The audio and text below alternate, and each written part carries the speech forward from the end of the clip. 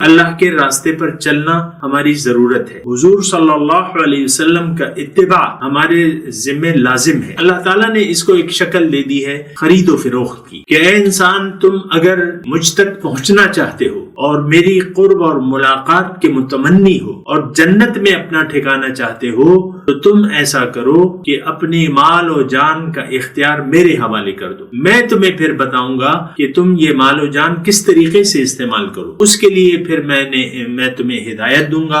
اس ہدایت کا نام ہدایت خداوندی ہے. دین اسلام ہم اسے کہتے ہیں. تو اگر کوئی اللہ کو منزل بنا کر اللہ کے ہاتھ پہ ہاتھ رکھ کے اپنے مال و جان کا سودا کر لیتا ہے اور اس کے بعد زندگی اللہ کی مرضی سے یا رسول کے طریقے کے مطابق اگر وہ گزارتا ہے تو اس کے لیے جنت کی گارنٹی ہے. یہ شخص جو ہے یہ متقی ہے اور جنت متقیوں کے لیے اللہ تعالی نے بنائی ہے.